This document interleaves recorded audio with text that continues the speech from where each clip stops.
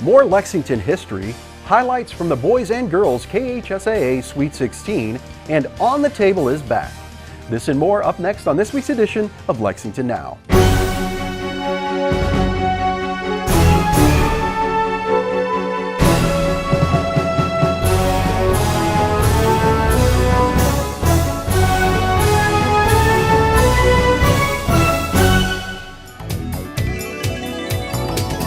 I'm Neil Noah, and this is Lexington Now for the week of March 18th, 2019.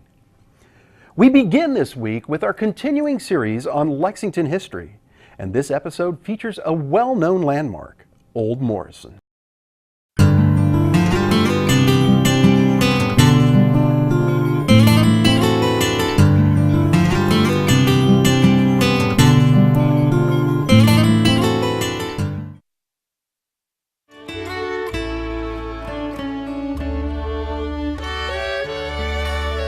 In 1829, when Transylvania University's administration building was destroyed by fire, then Transylvania trustee and teacher Henry Clay recruited famed architect Gideon Shryock to replace the burned structure.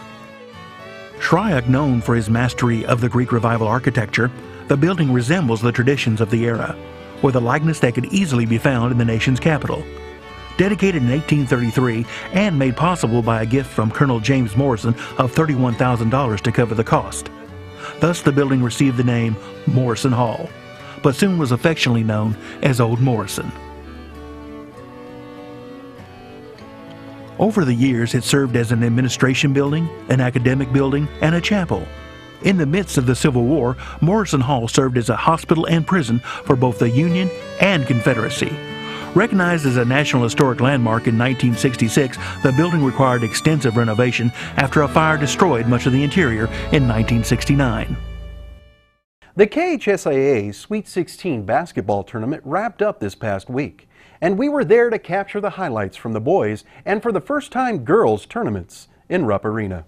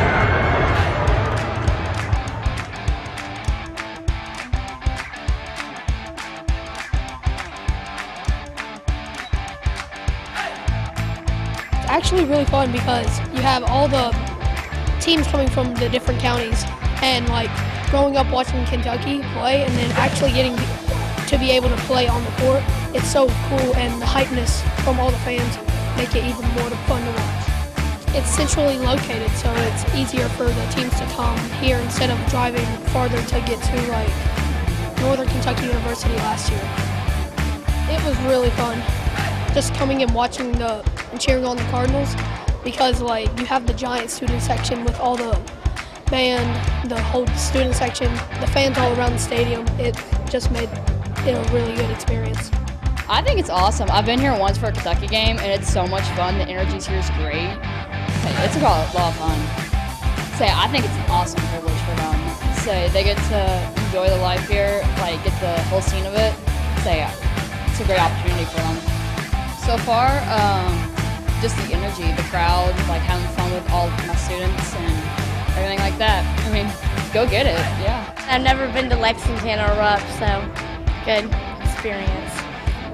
I just think that it's so fun to be here and everything.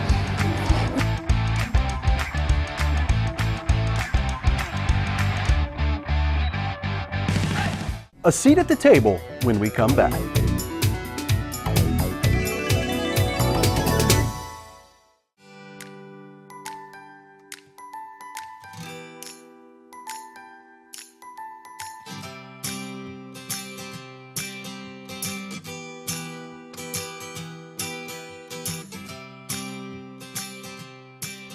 Living in the bluegrass means we're lucky to have the softest and greenest grass around. But sometimes when people take pride in their lawn, they overdo it, using pesticides and herbicides to make their lawn look perfect. These chemicals are not only harmful to wildlife and the environment, but humans and pets as well. So let's use something more natural. Chemical products like this do more damage than meets the eye. First, they harm wildlife, including beneficial insects like bees and butterflies. Second, chemicals from these products wash away when it rains. This chemical runoff pollutes our watersheds, flowing into creeks and harming the ecosystem.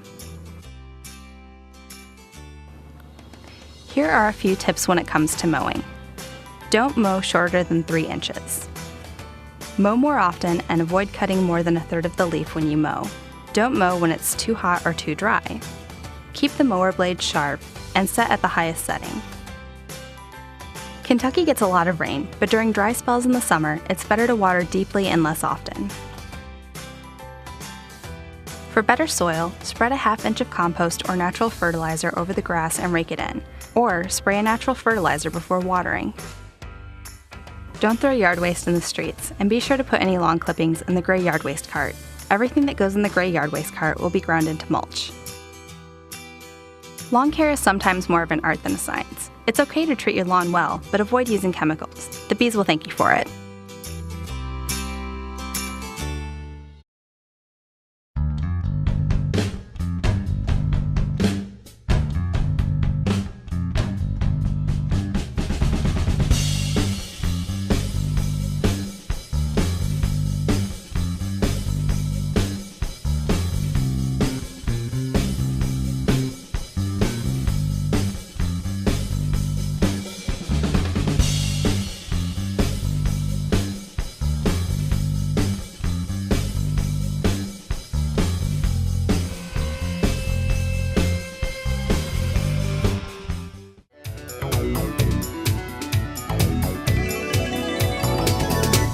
Welcome back to Lexington Now.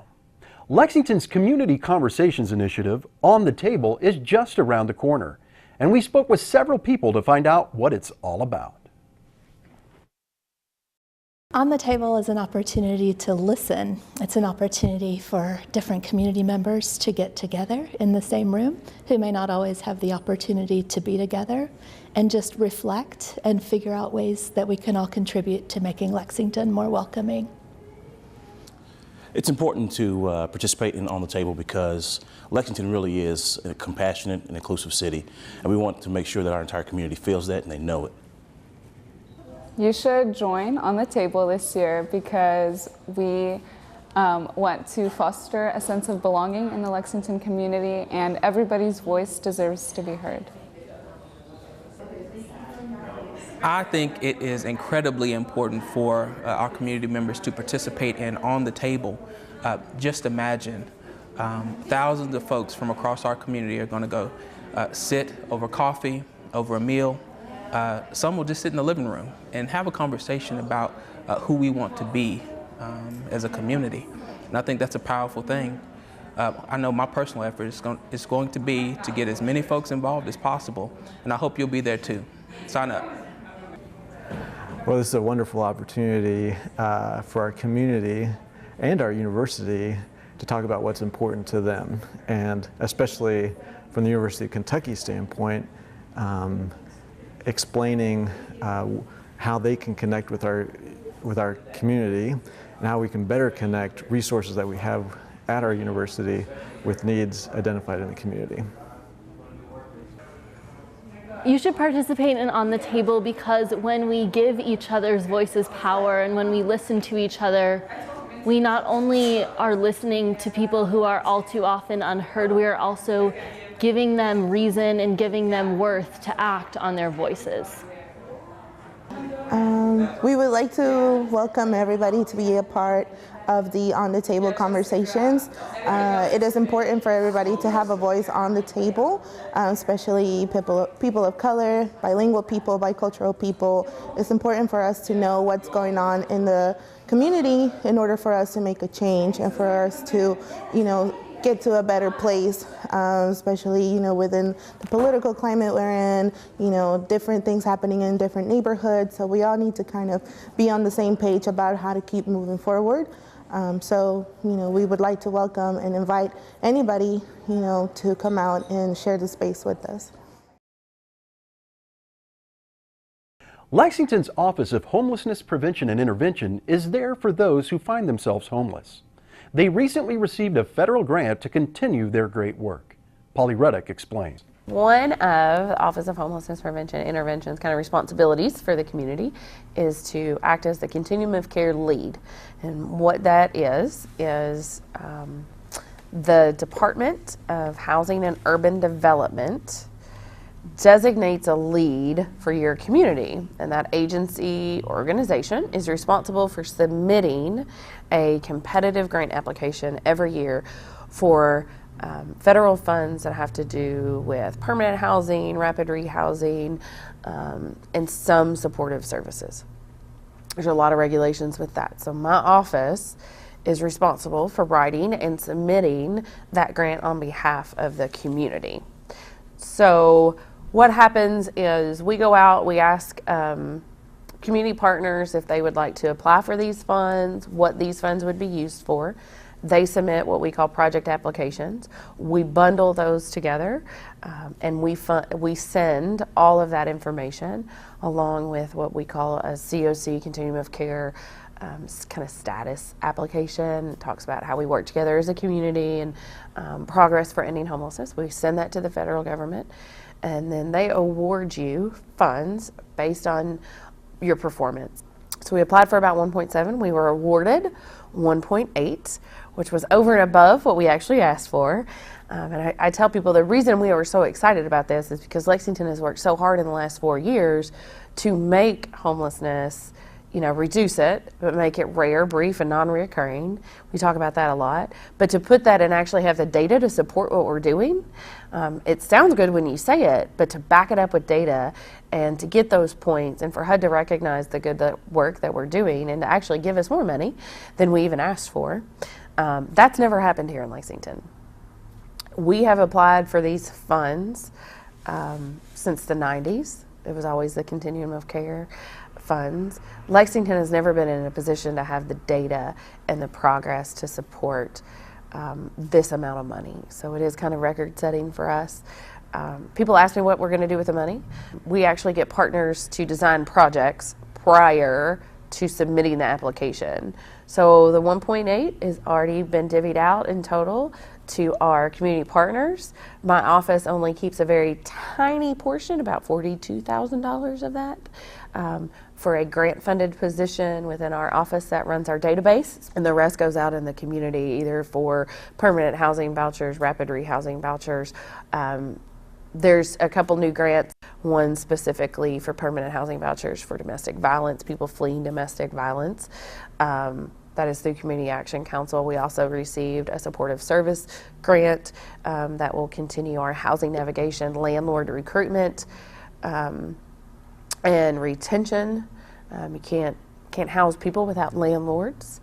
So we actually have a full-time staff that works one-on-one with landlords and management property firms to help them kind of understand our population and how to work within our voucher system and inspections, and kind of is their go-to person for any kind of issues that they may have utilizing these dollars or housing folks that had a homeless experience and are working through being homed again. There's multiple organizations that receive that specific 1.8.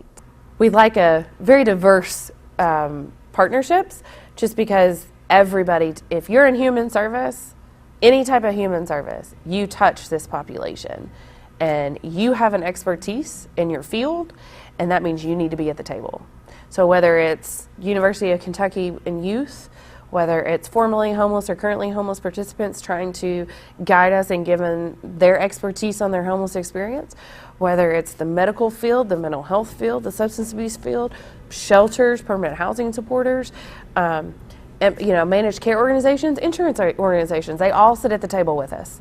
And you're probably thinking, why does Humana or Aetna or, why are they wanting to be so active? WellCare, the largest MCO in Fayette County, because they see the need. Nobody wants individuals to live on the street. Nobody wants them to be in need. So we need to work together as a community to bring all the experts to the table, because everybody has a piece of the pie. Everybody has an interest in solving this problem and making the quality of life better for these humans. They're just human beings like you and me, and we all have an interest in not seeing people live without a home. Chris Edwards has a preview of our live meeting coverage for this week. Chris, what do we have? Welcome to the week of March 18th and the meetings you can see live here on Lex TV. We start with Tuesday's 1 p.m. Council Budget and Finance Committee meeting. During this meeting, we can expect to hear about the Urban County government's revenues and expenditures during this fiscal year, and maybe some predictions for the future. Then at 3 p.m. is the Council's work session. While there are only a few items on for new business, we will have a presentation of a Spoke Award for an outstanding government employee who goes above and beyond in their work for the city. Now, Spoke is an acronym for Skilled, Professional, Outstanding, Knowledgeable, and Exceptional. On Wednesday at 3:30 p.m. is the Rural Land Management Board meeting. As a reminder, these meetings are now monthly instead of quarterly. Then on Thursday at 6 p.m. will be the formal council meeting. At the beginning, Councilmember Masadi will recognize Lexington Christian Academy's cheer program, and we will recognize one of our own, Charlie Martin.